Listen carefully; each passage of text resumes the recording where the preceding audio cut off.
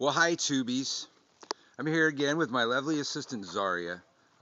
We were kind of busy last time when we did the herb videos, and we were looking at some fertility herbs, and well, it worked. So I'm back here with the lovely assistant, Zarya, and Q. Q, if you've been the six-toed cat, he's going to help us do herb videos. If you've been around the Grove for a long time, Q served 8 years of his life as the Grove's cat, and as a result, he was rewarded with a nice plush retirement at the beach, and that's Q. And so here we are with Adventures in Plant Matter, part 3. I think there was 2 parts before, as I recall, so 3. And here we're going to start with the one that was the worst one last time, was rue. We tried to see an old Mexican lady's rue, as you recall, and we didn't really get to see it, but we had a lot of fun with it. Rue. And Zarya probably shouldn't touch rue, because we found out that rue is an abortifacient. I think it's probably too late. It's probably too late right now. Yeah, it doesn't matter now. She's ready to pop. Yeah. But anyways, here's rue. You want to avoid rue essential oil. Yeah. At all costs. Yeah, if you're pregnant, don't be touching the rue essential oil. Yeah. Here's one of the flowers. Now, of course, we did our first video before spring, and then here it is. It's almost Samhain. It's about a week away from Samhain, and we finally got around to it. So we missed the whole blooming cycle of this plant, but you can see what one of the flowers look like. Yeah, there's a little spindly one there, but rue, give you a good look at the rue. Rue is very big in Strega, protective herb, purification herb. It is Anybody who's familiar with the chimaruta. The chimaruta. Wait, you don't have one on right now. I think I have one on. Sprig of rue. Sprig of rue, chimaruta. So it's huge in Strega. You see the resemblance? I'm not sure if you see that. The bread and butter. It is the bread and butter of Strega. To this day, traditionally, the Roman Catholic Church sprinkles their holy water with rue. So rue being actually one of the components of Roman Catholic holy water. And it smells kind of buttery. Buttery and savory. Savory. Smell it. Rue. It's for love, not purification. Just for Not just for Catholics anymore. Love, purification, using Strega. It's a moon herb. I believe I think it's ruled by Mars, but it's still, association with the moon. Over and over and over and over again. Diana, Aradia, they love the rue. So, being Strega, we use a lot of the rue. So we have to grow our own. We can't just steal it from old Mexican ladies. That would not be fair. Don't steal the rue. I concur. Don't steal our rue. Okay, so for our next plant, I'm just going to go over to lavender. This is actually our Mexican sage. Oh. We're going to skip the Mexican sage. It looks like it's still on siesta. Yeah, Mexican sage is the bad example of the Mexican sage. Here, the lavender is kind of iffy too. You know what? Let's look at the neighbor's lavender. Our lavender sucks. But right over here, we're in Santa Cruz, California. Lavender is pretty abundant. Lavender grows everywhere. Doesn't matter what the climate is very much. We're right by the salty air, and it doesn't seem to make a difference. It spreads. It's really hardy, really easy to grow.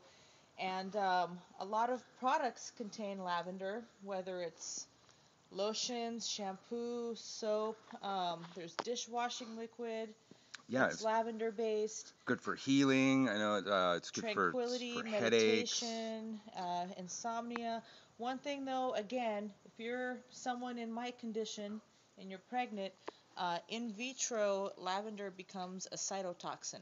So you can use it on your body, but you don't want to add it to your tea, ingest it in any way. Take it easy on the essential oil because it will harm the fetus. Check with your doctor, kids.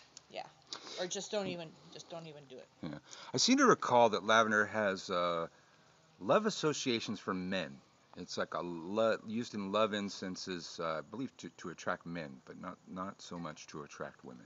You could also add it to your floor wash to attract love as well. I've seen also, there's another one of the ones that you'll see the water sprinkled around circles with. Rosemary, I see it a lot. Lavender, I see it a lot. Find lavender in dream pillows to give pleasant dreams. Apparently this bee really loves the lavender. He's been in all my shots. But there we go. There's some lavender. We're going to go to the rosemary? Let's go to the All right, we're going to rosemary. trip on through the neighbor's yard over to the rosemary. Zarya's bouncing the baby around. Going to wake him up. So this is rosemary, Rosemary. And what we were saying about the rue and the Catholics using it to sprinkle their holy water, if you are doing censing and asperging, you can dip the rosemary in your consecrated water and asperge the area that way. It's excellent for that. And one really powerful thing about rosemary is that it's very good for remembrance. Yeah. Whether you use the oil to anoint yourself, I used to put a sprig in my coffee, just eating it, smelling it, burning it. It'll help you remember your dreams. It'll help you remember a lot of things if you have to study for something or just, remember what you did with that other sock that you can't find. Rosemary will help Rosemary for remembrance, man. It got me through college without studying hardly at all. That and a consecrated silver coin. I wanted to show this. Spiders love the rosemary. This is like some rainwater collecting in a spider web down here. They get flowers are beautiful. They get these little purple flowers, and if you get really close to them, they're like snapdragons. They're like little tiny miniature purple snapdragons. Q's hanging out, doing the shots with us. And look at, just for future reference, there's an aloe plant growing in there if we ever need it, if you have a cut or something. Burn. Is that all you have to say about rosemary? Purification, protection. I forgot. Purification, protection, love, remembrance, man. Remembrance is a memory tonic. But if you're taking it internally, you got to check with your doctor. This is one of the ones I believe is can cause kidney problems. You need to make sure you don't have bad kidneys. I believe you can only take it twice a week and for a certain amount of weeks. Or neurotoxin for certain conditions like epilepsy, neurological disorders. So it's something where you want to check. Check with your doctor or a health professional. Mm-hmm. All right, let's cut to the next one.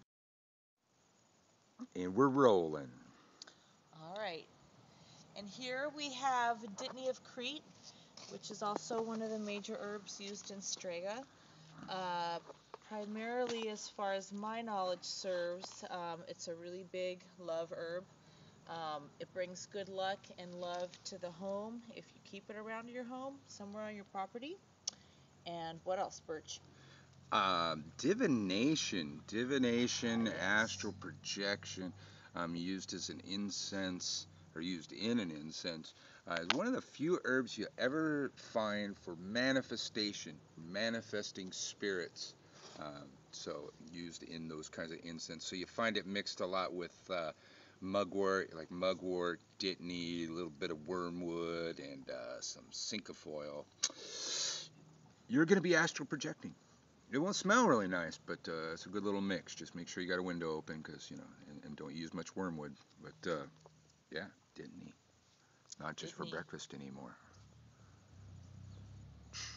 And actually, I just noticed over here we have yarrow. All right, we're in another neighbor's yard. We're just winging it, folks. It's a good thing it's like a vacation house for nobody's here. This is a yarrow that's having some problems. Yeah, but they get the idea. But the flower.